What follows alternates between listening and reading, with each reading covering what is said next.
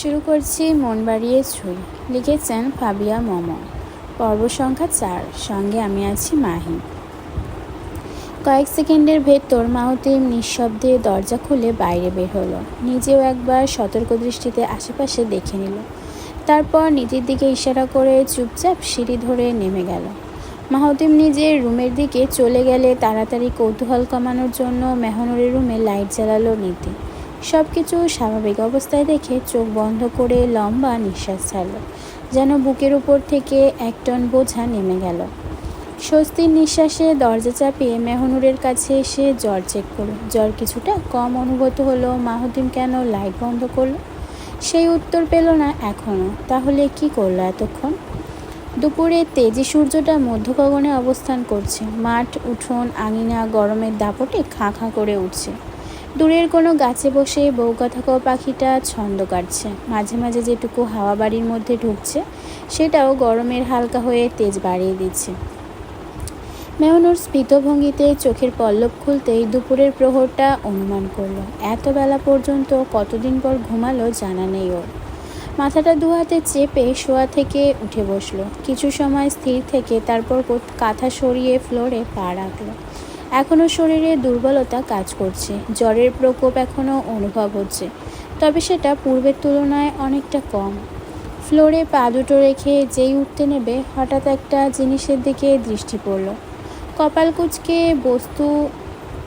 বস্তুটার দিকে তাকিয়ে থাকতেই পাশের টেবিলের ধরে নিচু ঝুঁকলো। হাতে সেটা তুলে দেখলো একটা ডিজিটাল সিস্টেমের ঘড়ি।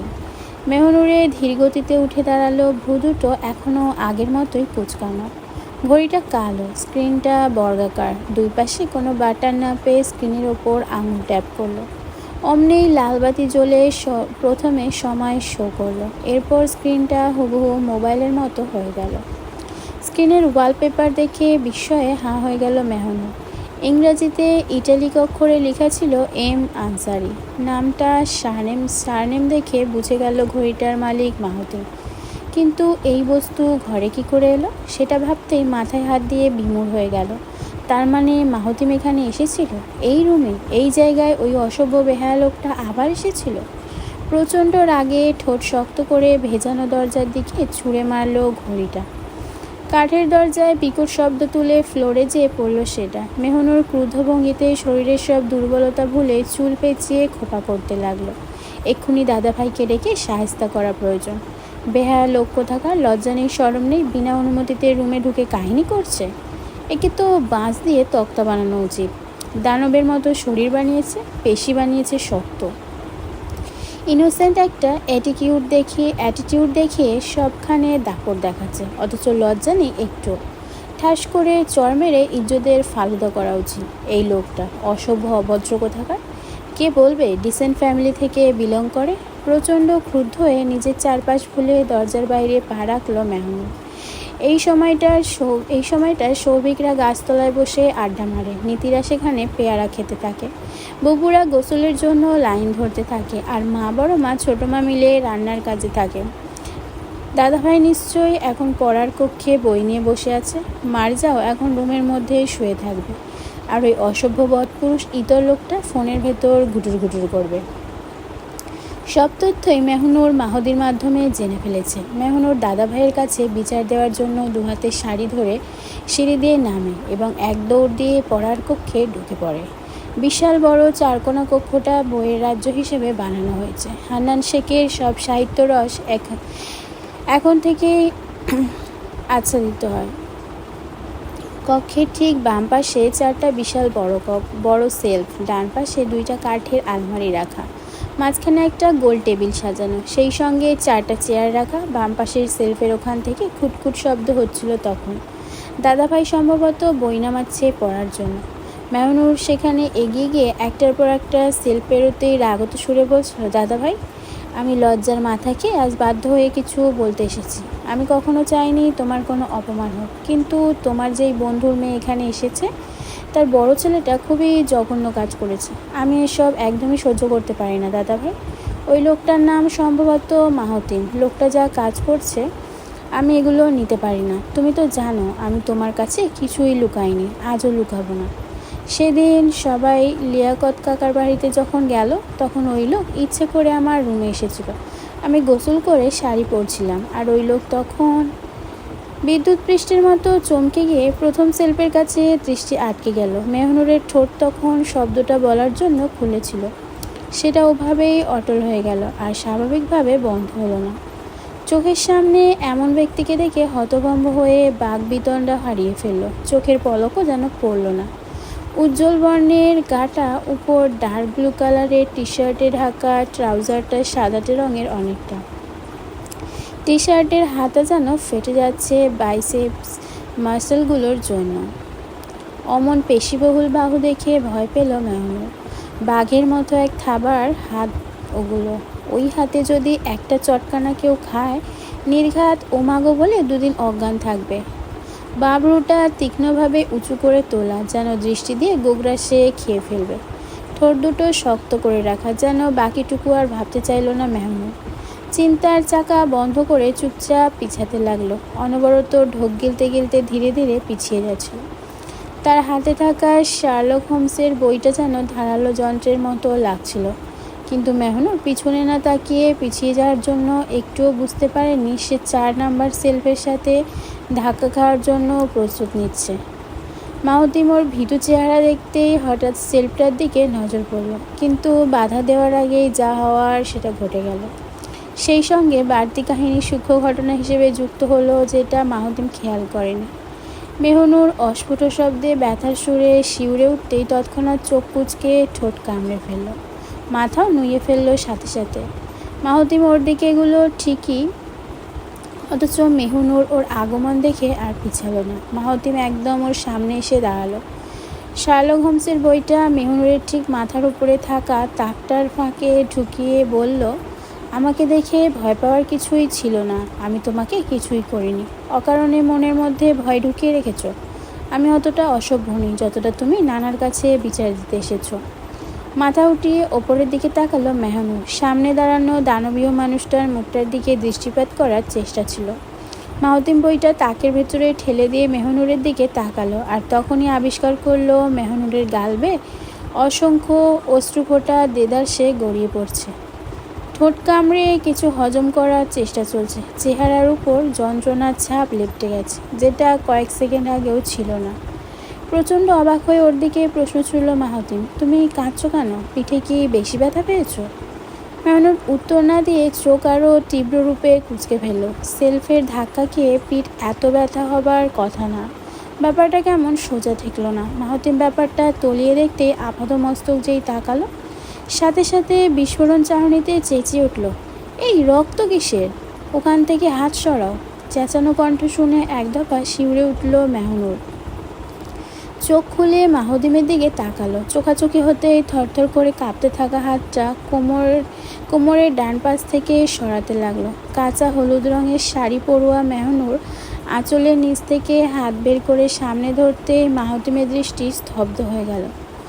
ওর হাত টেনে দেখতে বাকরুদ্ধ ভঙ্গিতে মাহতিম সঙ্গে সঙ্গে ওর কোমরে হাত রাখলো। জীবনে এই প্রথম দেহের উপর অনাকাঙ্ক্ষিত ব্যক্তির স্পর্শ পেয়ে সমস্ত গা শুদ্ধ কেঁপে উঠল মেহনুর। মাটির সুগভীর পথে নিজেকে কবর দিতে ইচ্ছে করছিল ওর। তীব্র আক্ষেপে আক্রান্ত হয়ে চোখ বন্ধ করে কেঁদে ফেলল। হাতে ভেজা ভেজা সিক্ত অবস্থা অনুভব করতেই মাহতিমের দৃষ্টি স্থির হয়ে গেল। গলগল করে রক্তের স্রোতে যেন হাত লেপটে যাচ্ছিল। মেহনুরের কোমর থেকে গলগল করে রক্ত বেরোচ্ছে। কাঁচা হলুদ রঙের শাড়িটা রক্তের কারণে ভিজে যাচ্ছে। ওর কোমরে হাত দিয়ে স্তব্ধ হয়ে গেছে মাহতিম। হতভম্ব দৃষ্টিতে নির্বাক হয়ে মেহনুরের ব্যথাগ্রস্ত মুখের দিকে তাকিয়ে আছে। মেহনুরের চোখ থেকে ঝরঝর করে অশ্রু গড়িয়ে নিচে পড়ছে। প্রচণ্ড যন্ত্রণায় নিচের ঠোঁট কামড়ে ফুপিয়ে কাটছে ও। মাহতিম ওর কোমর থেকে ধীরে ধীরে হাত সরিয়ে ফেলল। চোখের সামনে রক্তমাখা হাতটার দিকে এক পলক দৃষ্টি দিতেই তৎক্ষণাৎ বুকটা মুচড়ে আসে ওর। শরীর যেন অদ্ভুতভাবে শিরশির করে উঠল। নিজের ভেতরে যে ঝড়টা ফের শুরু হয়েছে সেটা বুঝতে দিল না একটুও। চোখ দুটো নির্বাক হয়ে গেল, দৃষ্টি শুধু ক্ষত জায়গাটার দিকে স্থির ছিল। কাটকাট গলায় ঢোক গিলে কাঁচা হলুদ রঙের শাড়িটা পেটের কাছ থেকে সরিয়ে কাঁধে তুলে নিল মাহতিম। হঠাৎ পেটের ওপর থেকে শাড়ি আবরণ উঠে গেলে চমকে যায় মেহনুর। অশ্রুতে টলটল করা চোখ দুটো তখন আতঙ্কগ্রস্তে লিপ্ত। জোরে জোরে অনবরত নিঃশ্বাস নিতেই নির্বোধের মতো আবার পালাতে গেল, কিন্তু গাধার মতো আবার পিছাতে গিয়ে একই জায়গায় একইভাবে তার কাটা ঢুকে বিদ্ধ হলো কোমর। কত জায়গায় হাত চেপে বুবু বলে চিৎকার দিতে দুই ঠোঁট শক্ত করে কুঁচকে ফেলল মেহনুর। এমন কাণ্ডে আশ্চর্য হতে গিয়ে প্রতিক্রিয়াহীন হয়ে গেছে মাহতে। বিস্ফোরণ চাহনিতে কয়েক সেকেন্ড ওভাবেই তাকিয়ে থাকলে চেঁচিয়ে এক ধমক লাগার। ধুকপুক ধুকপুক করছে এমন আকস্মিক কাণ্ডের জন্য। কি করলো? কেন আবার পালাতে চেয়েছিল? কি জন্য এ কাজ করলো? কি প্রয়োজন ছিল? মাহতিম গমগম মুখে ট্রাউজারের বাম পকেট থেকে রুমাল বের করলো। দ্রুত নিজের রক্তমাখা হাতটা রুমালে মুছতেই হঠাৎ দৃষ্টি মেহনুরের পেছনে থাকা পুরো সেলফটার দিকে আটকালো। কাঠটা ঘুনে খাওয়ার জন্য একটা তার কাটা বের হয়ে গেছে। মেহনুর যখন ভয় পেয়ে পিছাতে গেল, তখনই কোমরের ডান পাশে ওই তার কাটা ঢুকে গভীরভাবে কেটে যায়। মেহনুরের অবস্থা ক্রমেই খারাপের দিকে যাচ্ছিল। মাহতিম এগুতে গেলেই মেহনুর ভয়ে ছটফট করে পিছানোর জন্য চেষ্টা করে, কিন্তু ব্যথার জন্য এক পা ঠিকমতো ফেলতে পারে না সে। এক পর্যায়ে মাহতিম আর সহ্য করতে না পেরে মেহনুরের হাতটা ধরে নিজের দিকে টান মারে। আকস্মিক এমন কাণ্ড দেখে মেহনুর ব্যালেন্স বিগড়ে ফেলে, কিন্তু তখনই ওর দুহাঁটুর নিচে এক হাত এবং ঘাড়ের নিচে অন্য হাত ঢুকিয়ে একেবারে কোলে তুলে ফেলে মাহতিম। মেহনুরের মাথাটা মাহতিমের বুকে এসে ঠেকলে ছাড়া পাওয়ার জন্য মেহনুর ছুটাছুটি করতে থাকে, কিন্তু আর পালাবার পথ থাকে না মেহনুরের জন্য। একদিকে শক্ত বাহুর মধ্যে আবদ্ধ করে ফেলেছে মাহতিম, অন্যদিকে কোমরের নিচে বীভৎস যন্ত্রণা, শরীর যেন নিংড়ে আসছে ওর। জ্বরের দুর্বলতা, ক্ষত জায়গার যন্ত্রণা, প্রচণ্ড ভয়ের প্রবলতায় চারপাশ যেন অন্ধকার দেখছে মেহনুর। মাহতিমের বাম হাতের পেশিতে মাথা ছেড়ে দিয়ে চোখ বন্ধ করে ফেলেছে ও। মাহতিম ওই অবস্থা দেখে আর দেরি না করে দ্রুত নিজের রুমে নিয়ে আসলো। বাড়িতে কেউ ছিল না তখন। সবাই আম কাঁঠালের জাঁকজমক দেখতে 15 মিনিটের দূরত্বে একটা গ্রাম্য বাগানে গিয়েছিল। মাহতিম বড় বড় পা ফেলে তাড়াতাড়ি বিছানায় এনে লম্বা করে শুইয়ে দিল। রক্তের কারণে মেহনুরের হাঁটু পর্যন্ত লম্বাটে হয়ে ভিজে গিয়েছিল। মাহতিম ওই মুহূর্তে হাতের কাছে কোনো ফার্স্ট এড বক্স না পেয়ে নিজের লাগেজ থেকে হেক্সিসল বের করলো। কোনো তুলা জোগাড় করতে না পেরে লাগেজের পকেট থেকে এক্সট্রা রুমাল বের করলো। রুমালটায় হেক্সিসল ঢেলে মেহনুরের কাছে এসে বিছানায় উঠে বসলো। আবারও শাড়ি উঠাতে হাত বাড়ালে মেহনুর কান্নারত অবস্থায় শক্ত কণ্ঠে বলল, বুবুকে ডাকুন, আপনি এই কাজ করবেন না। বুবু কলপারেই আছে। বুবুকে ছাড়া আমি কারো কাছে ওই ঔষধ লাগাবো না। বুবুকে ডাকুন প্লিজ। মেহনুর কান্নায় আছড়ে পড়ল, সংযত গলায় আকুতি মিনতি করছিল। মাহতিম চুপ করে ভাবছিল, এখন যদি শাহনাজকে ডাকতে যায় তাহলে উটকো ঝামেলার পাশাপাশি 100টা একটা জবাবদিহি করতে হবে। এদিকে রক্তের কারণে বিছানাও রক্তাক্ত হয়ে যাচ্ছে। মাহতিম সবটা চিন্তা করতেই ভ্রুকুচকে ক্রুদ্ধস্বরে বলল, তোমার কাছ থেকে পারমিশন নেওয়াটা প্রয়োজন মনে করি না। এখানে তোমার পেট দেখে লুচ্চামি করার জন্য বসিনি। জায়গাটা ডিপলি কেটেছে দেখেই বাধ্য হয়ে রক্ত মুছতে এসেছি। বেশি বাড়াবাড়ি করলে কাল রাতে কি করেছো সব যে নানার কাছে ভাইরাল করে দেবো। মুখে তালা লাগাও। মাহতিমের ক্যাটক্যাট জবাব শুনে আর কথা বলতে পারল না মেহনুর। আশ্চর্য হয়ে মাহতিমের দিকে তাকিয়ে রইল। কাল রাতে জ্বরের ঘোরে কি করেছিল? কি করার কথা মাহতিম ইঙ্গিত দিয়ে বুঝাচ্ছে। এই অসভ্য লোক তাহলে এই সুযোগ লুফে কিছু করে গেছে। মাথাটা যেন ভোঁ ভোঁ করে ঘুরছে কথাটা শুনে। মেহনুর হতভম্ব হয়ে চুপসে গেলে আর বসে না থেকে চট করে পেটের উপর থেকে শাড়ি সরিয়ে ফেলে মাহতিম। লাল ব্লাউজ এবং পেটিকোটের জন্য পেটের তেমন অংশ তখন দেখা না গেলেও রক্ত মোছার জন্য ডান পাশের কিছু জায়গা উন্মুক্ত করল মাহতিম। ব্লাউজ কিছুটা উপরে এবং পেটিকোটটা কিছুটা নিচে নামিয়ে রুমাল দিয়ে অতি সাবধানে ক্ষতটা মুছতে লাগলো। মাহতিমের আলতো হাতের পরশে দাঁতে দাঁত লাগিয়ে শক্ত হয়ে রইল মেহনুর। ক্ষতটা জ্বলার পাশাপাশি সমস্ত শরীরে যেন সুইয়ের মতো কাঁটা ফুটছিল, বরফের মতো হিমভাব অনুভূত হচ্ছিল প্রতিটি রন্ধ্রে রন্ধ্রে। চোখের বন্ধ করে খিঁচ মেরে ব্যথা সহ্য করার যুদ্ধ করছিল সে। অনেকক্ষণ টাইম নিয়ে মাহতিম রক্তসহ ক্ষত সাফ করে ফেলে। 4 ইঞ্চির মতো লম্বাভাবে কেটেছে জায়গাটা, ফুলে একদম লাল হয়ে উঠেছে। রুমালটা রক্তে শেষ হলেও মাহতিমের হাতে ভালোই রক্ত লেগেছে। ক্ষত থেকে দৃষ্টি তুলে মেহনুরের মুখের দিকে তাকায় মাহতিম। দু চোখের কার্নিশ থেকে এখনও টপ টপ করে অশ্রু পড়ছে। মাহতিমের ইচ্ছে করলো মুখটা ধরে চোখ দুটো মুছে দিতে, কিন্তু মনের ওপর পাথর ফেলে দৃষ্টি সরিয়ে সেখান থেকে উঠে পড়ে। নীতির রুম থেকে চটপট গজ কাপড় এনে আবার মেহনুরের কাছে এসে বসে। এসব কাজের মধ্যে একবারের জন্য মাহতিমের দিকে তাকায় না মেহনুর। চোখ বন্ধ করে সেই যে মুখ ঘুরিয়ে রেখেছে, শেষ পর্যন্ত আর ওর দিকে মুখ ফিরিয়ে তাকায়নি। ব্যান্ডেজের কাপড় নিয়ে প্রচণ্ড ইতস্তত বোধ করছে মাহতিম। ব্যান্ডেজ পেঁচাতে গেলে সত্যি পেটের চারপাশে হাত লাগার সম্ভাবনা আছে। এমতো অবস্থায় মেহনুরের দিকে শান্ত দৃষ্টি ফেলে সরল কণ্ঠে বলল মাহতিম, এই মুহূর্তে ব্যান্ডেজ না করলে তোমার ইনফেকশন হবে। কি করব আমি? তুমি তো অন্য জায়গায় টাচ করতে দিবে না। তুমি কি চাও আমি শানাজকে ডেকে তোমার বোকামির জন্য কৈফিয়ত দিই? শানাজ সম্ভবত গোসলে ঢুকে গেছে। বাকি রইল তোমার 2 বোন। দুজনের মধ্যে সাবার মেবি ব্লাড ফোবিয়া আছে। নিজের কাটা আঙুলটা পর্যন্ত শানাজকে দিয়ে ব্যান্ডেজ করিয়েছে। বাট সুরাইয়াকে আমি ডাকতে পারবো না, সরি।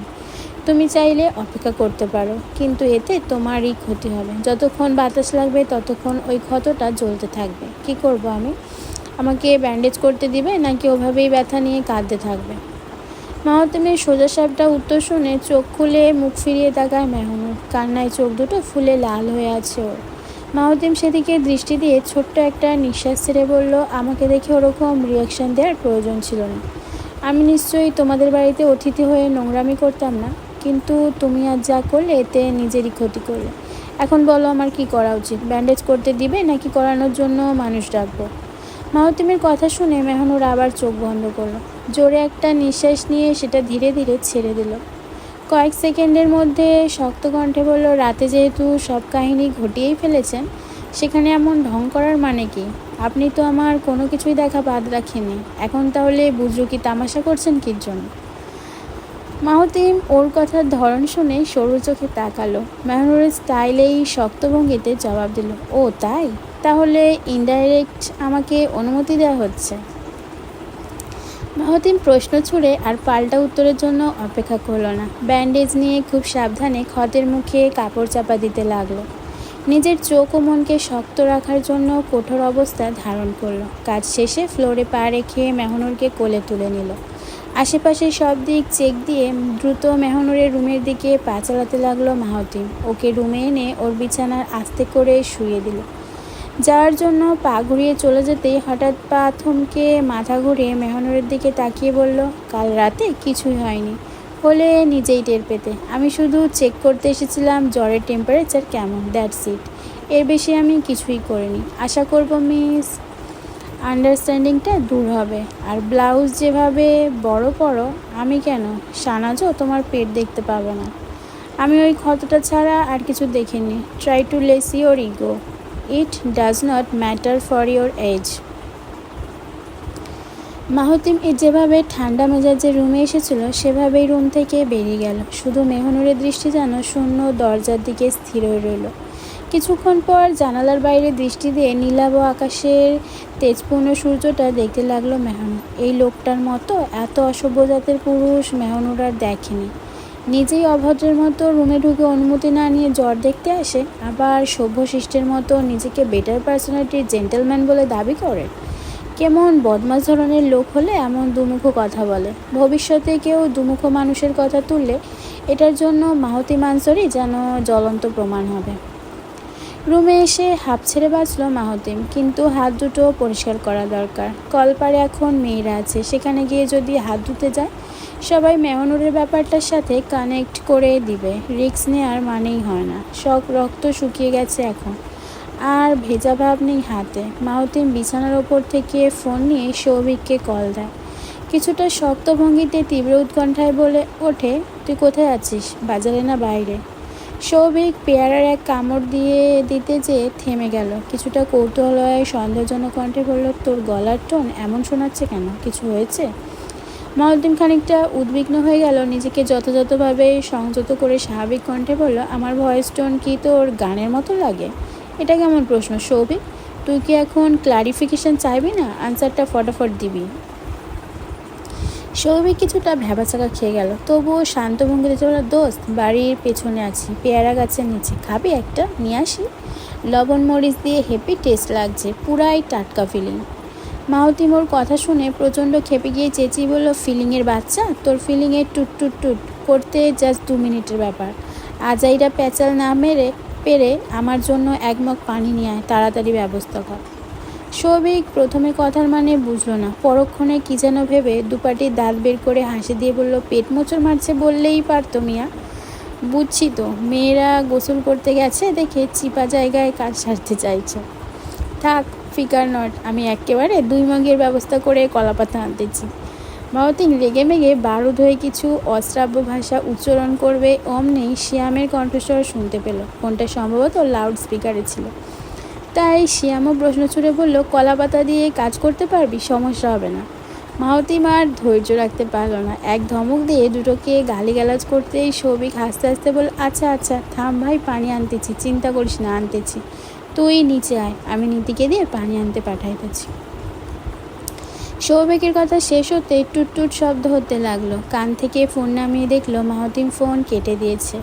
কিছুক্ষণের মধ্যে মাহতিম চলে আসতেই সবার দৃষ্টি ওর হাতের দিকে আটকে যায়। 2 হাত লাল বর্ণের রাঙা এবং ডার্ক ব্লু রঙের টি শার্টটা পেটের কাছে কাছে হয়ে শুকিয়ে আছে। নীতি বিস্ময়সূচকে চক্ষুতারা বিশাল বড় করে মগ হাতেই প্রশ্ন করলো, ভাই তোমার হাতেগুলো কি ব্লাড নাকি? মাহতিম এক পলক নীতির দিকে তাকিয়ে হাতে পানির ঢালার জন্য ইশারা দেয়। নীতি সদ্বিদ ফিরে পেল আহাম্মকের মতো তাকিয়ে থাকে। মগের পানিতে 2 হাত ধুয়ে নীতির ওড়না টেনে হাত মুছতে মাহতিম স্বাভাবিক কণ্ঠে বলে, কাহিনীর ব্যাপারে এখন প্রশ্ন করতে আসবি না, পরে জিজ্ঞেস করিস, এখন কথা বলতে ইচ্ছা করছে না, মা আসলে বলবি কাল ভোরের দিকে চলে যাচ্ছি। কথা শেষ হতেই পা ঘুরিয়ে চলে যায় মাহতিম। একটুও পিছু ফিরে 3টা কৌতূহল দৃষ্টির জন্য দাঁড়ালো না। নীতি খালি মুখটা নিয়ে দাঁড়িয়ে থাকতেই অন্যমনস্ক ভঙ্গিতে বলল, ঘাপলা আছে সৌভিক ভাই, মাহতিম ভাইয়ার ব্যাপারে বিরাট ঘাপলা আছে। মাহতিমের জার পানে দৃষ্টি রেখে শিয়ামও কৌতূহল গলায় বলে ওঠে, হাতের রক্তগুলো সোজা মনে হইল না, তোফরে খবর দেয়া লাগবে ওই রক্ত। শিয়ামের কথায় দাড়ি বসিয়ে এবার সৌভিক বলে উঠল, হাতে রক্ত লাগছে ভালো কথা, টি শার্টে কীভাবে লাগলো? আপাতত আর কাউকে এ ব্যাপারে বলিস না, তোফ আসলে শুধু তোফকে কথাটা বলিস, প্রীতি বা ফারিনকে এ ব্যাপারে ভুলেও বলবি না। বিকেলের সময়টায় ঠান্ডা মুহূর্ত ধারণ করেছে প্রকৃতি। সূর্য এখন তেজ হারিয়ে পশ্চিম আকাশে হেলে পড়েছে। পাখিরা এখন মুক্ত আকাশে উদাস ভঙ্গিতে উড়ে বেড়াচ্ছে। গ্রামের বাতাস যেন দেহ মন জুড়িয়ে দিচ্ছে, মনকে করে দিচ্ছে আরও প্রশান্ত মনা। গ্রামের সতেজ ভূমির গন্ধে মনের গ্লানি দূর হয়ে যাচ্ছে, সেই সঙ্গে বাতাসে শোষধ্বনিতে চারপাশ সম্মোহন হয়ে উঠছে।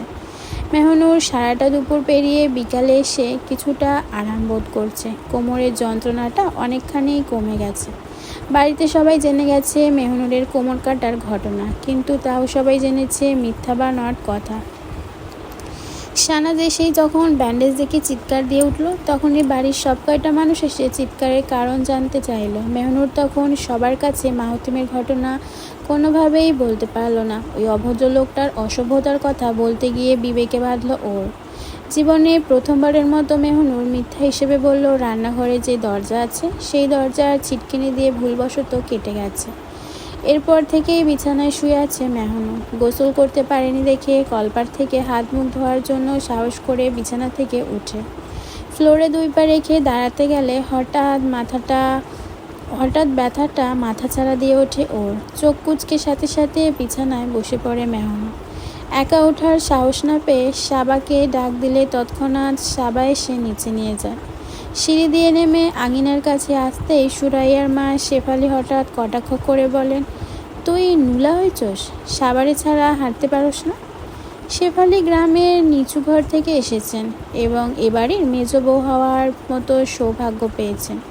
মেহনুরের মেজ চাচার সাথে প্রেমের নামে নানা ছলচাতুরি করে বিয়ে করেছেন, কিন্তু শেফালি নিতান্তই হিংসুটে, অহংকারী, লোভী এবং তিরিক্ষি মেজাজের মহিলা।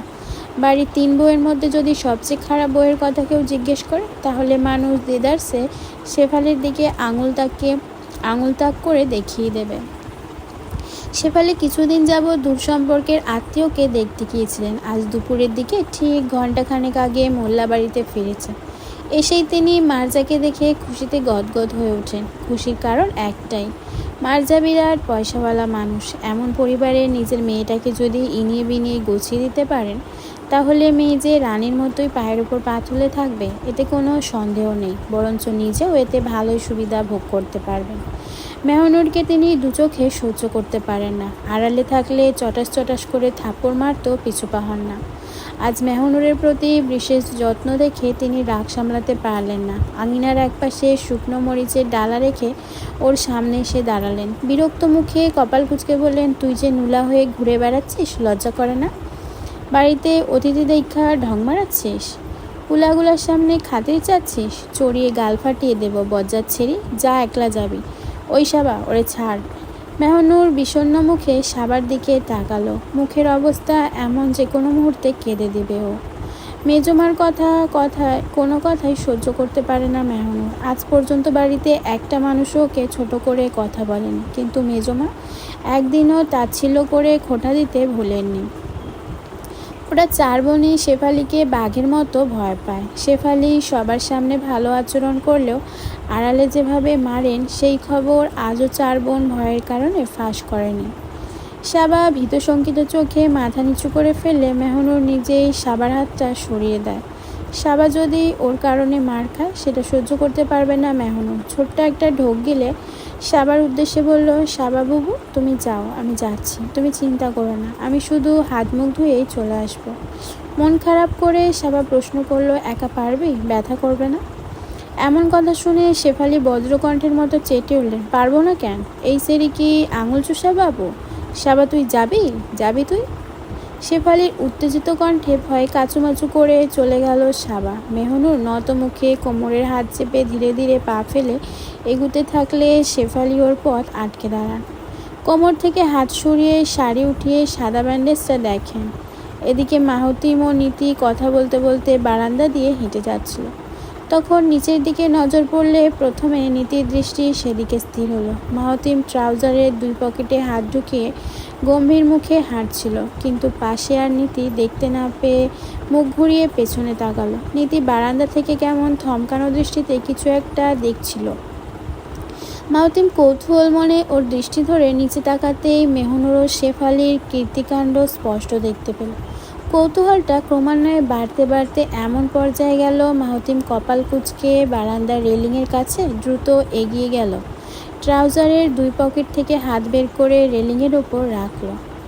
শেফালি কোমরটা দেখতেই হঠাৎ ব্যান্ডেজের ওপর 2 আঙুলে এত জোরে টোকা মারলেন, মেহনুর চোখ খিঁচুনি মেরে অস্ফুট শব্দে মাথা নিচু করে ফেলল।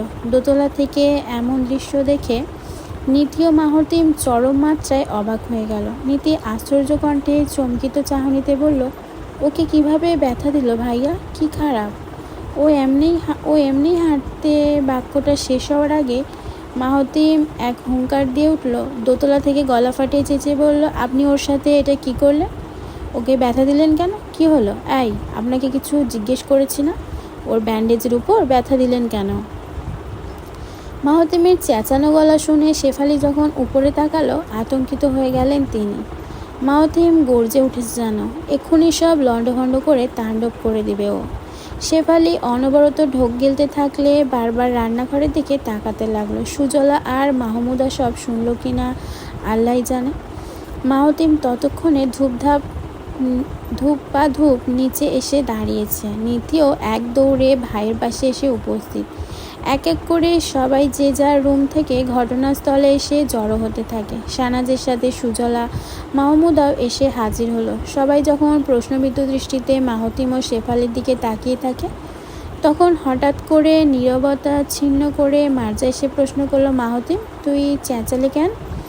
তুই মেজো ভাবির সাথে জোর গলায় কথা বলেছিস? মাহতিম, তোকে কিছু বলেছি, শুনছিস না? মায়ের চেঁচামেচি শুনে বুক ফুলিয়ে লম্বা নিঃশ্বাস নেয় মাহতিম। চোখের দৃষ্টি ভয়াবহ, মুখের অবস্থাও কঠোর। এমনভাবে নিঃশ্বাস নিল যেন হিংস্রভাবে হামলে পড়ার জন্য পূর্ব প্রস্তুতি সারল। মার্জা উত্তর না পেয়ে এবার মেহনুরের দিকে তাকালো। এতক্ষণ মেহনুর সিক্ত চোখে নত মুখে দাঁড়িয়েছিল।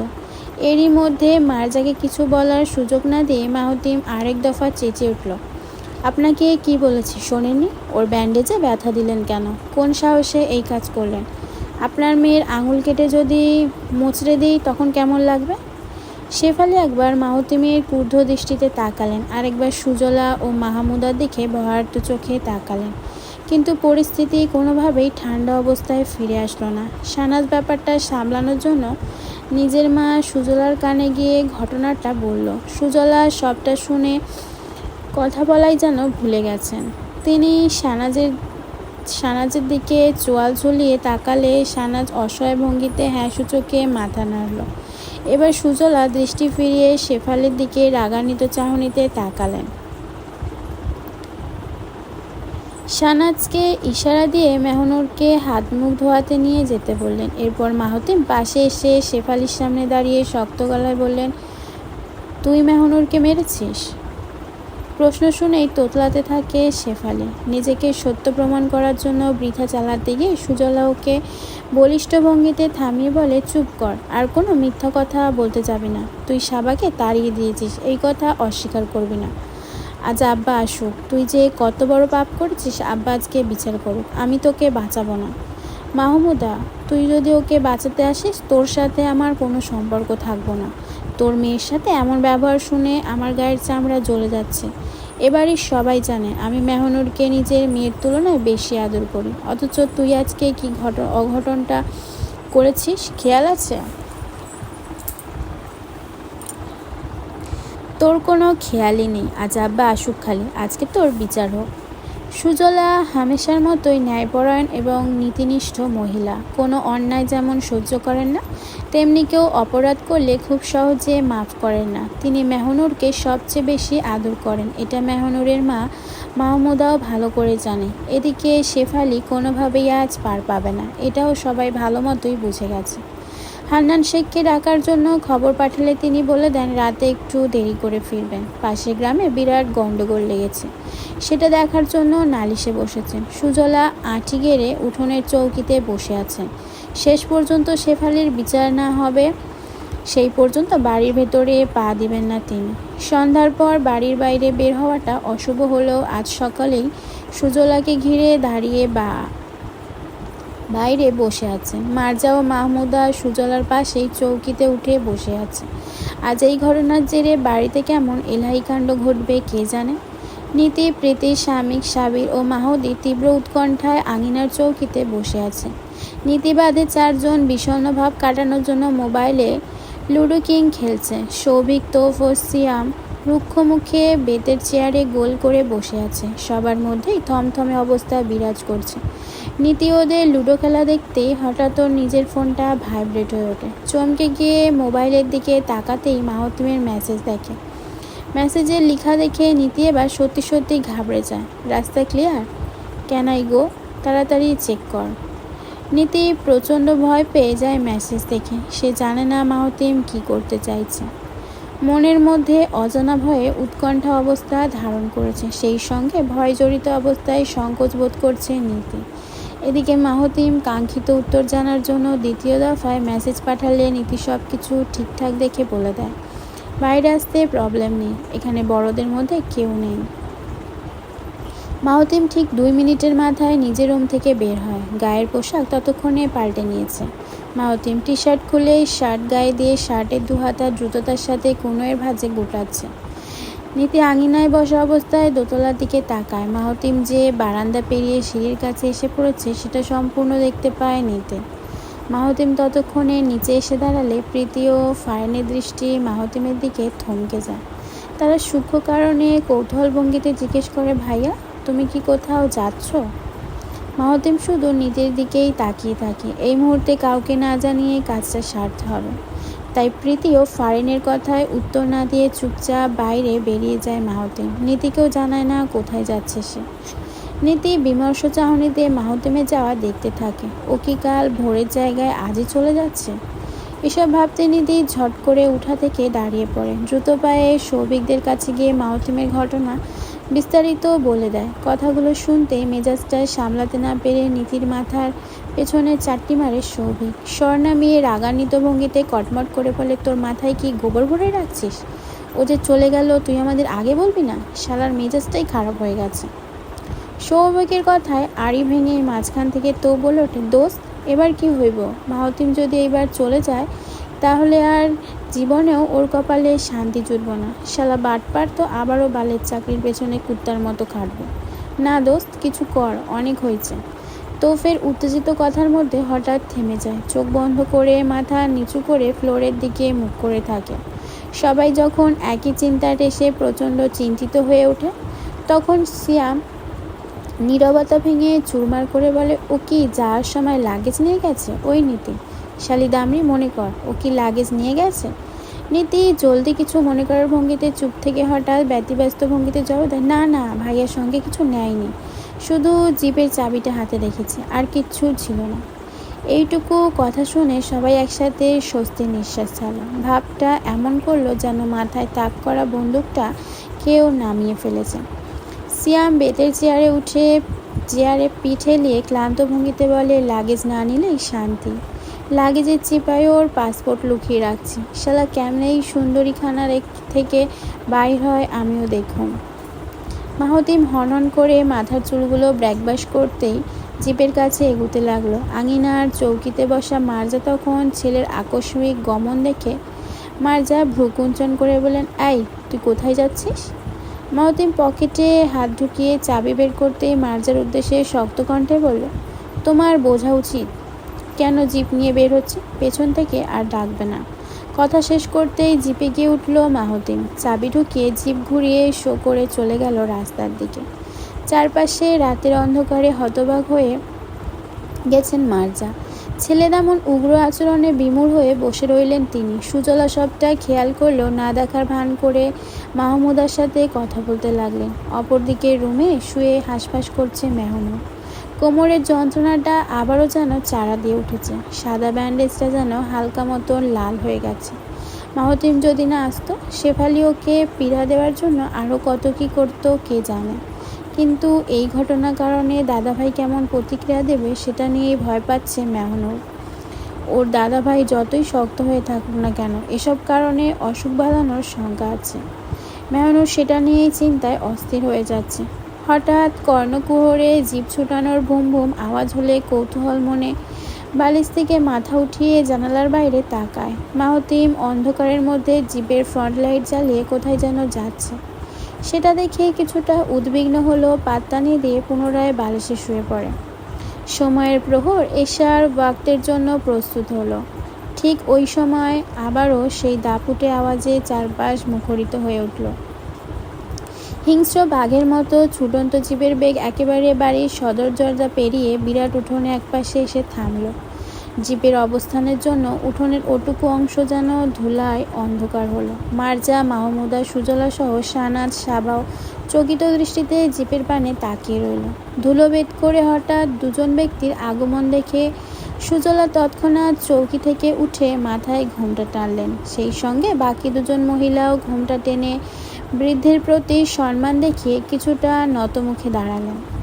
হান্নানের মুখ দেখেই বোঝা যাচ্ছে ঘটনা ইতিমধ্যে জানা শেষ। কাজটা যে মাহতিমি করেছে এটাও সবার কাছে পানির মতো স্পষ্ট হয়ে গেছে। হান্নান শক্ত ভঙ্গিতে বাড়ির ভেতরে পা দিয়ে জোর গলায় শেফালিকে ডাকলেন।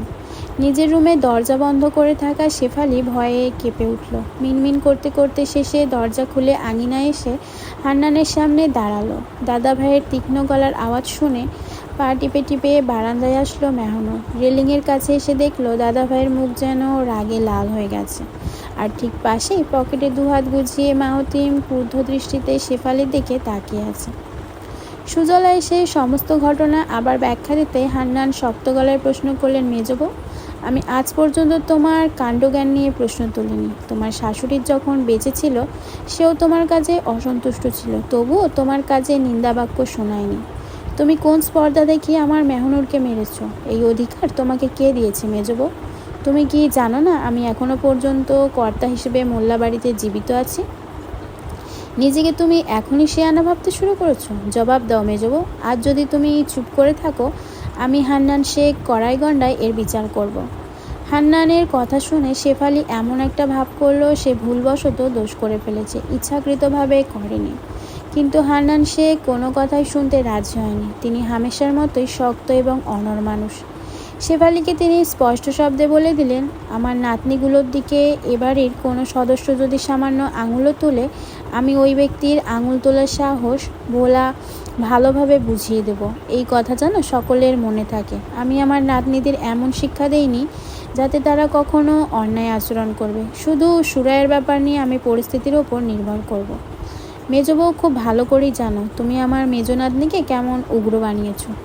আমি আর বিস্তারিত বলে নিজের রক্ত গরম করতে চাই না। সবাই ভেতরে যাও। আর বড় বউ, তুমি আমার অনুপস্থিতিতে আমার নাতনিদের প্রতি খেয়াল রাখবে। ছোট বউ যাও, খাবার বাড়ো, আমি হাত মুখ ধুয়ে আসছি।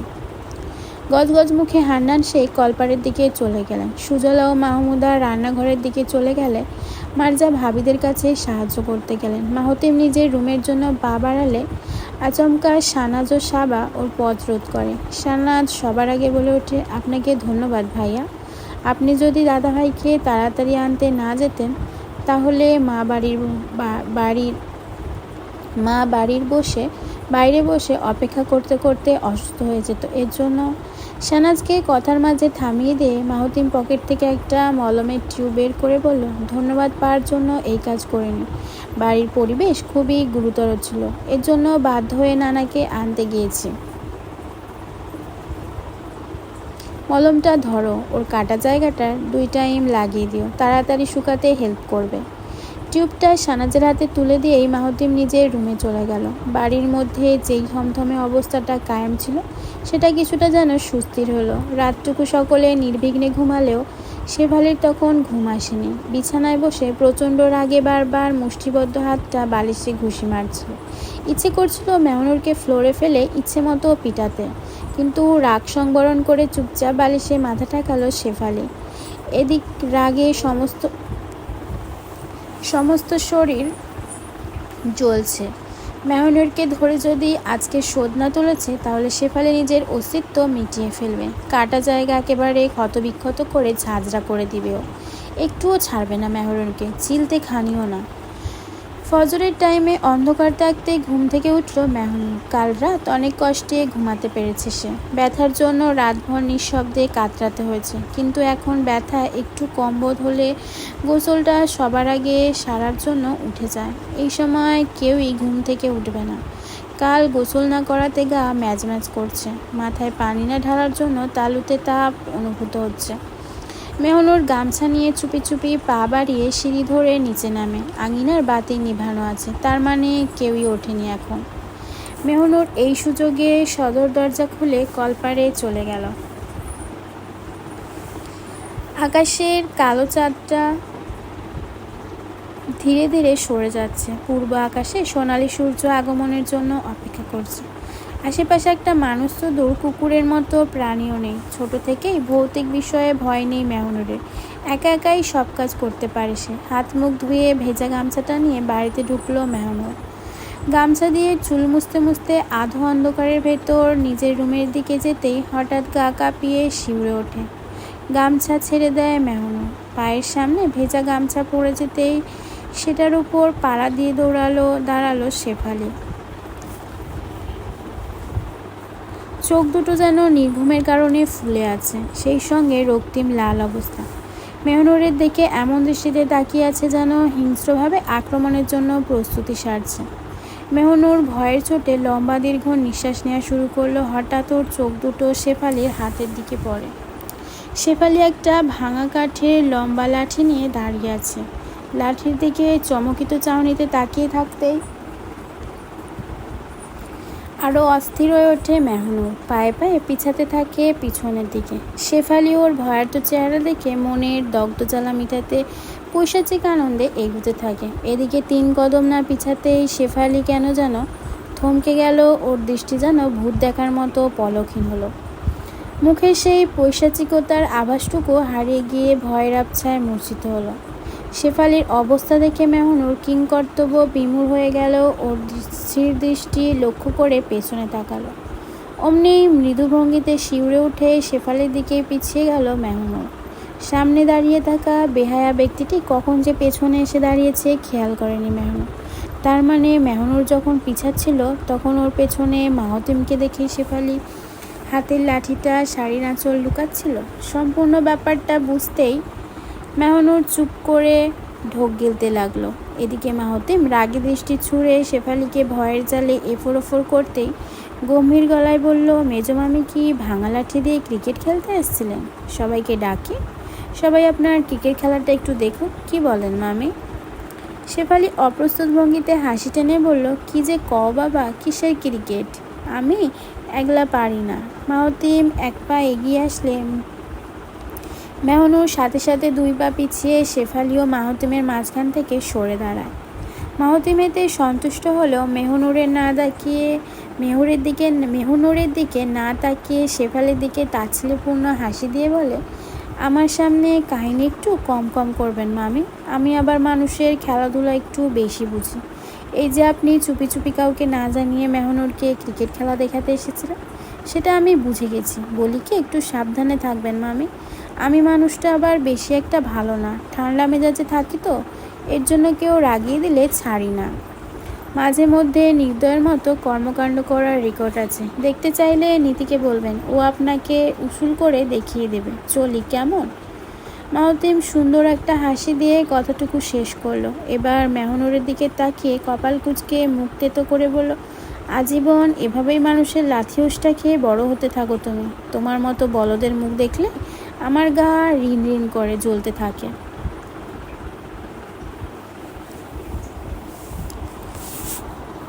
তো বন্ধুরা, আমার গল্প যদি ভালো লেগে থাকে প্লিজ বন্ধুরা একটা লাইক করো প্লিজ।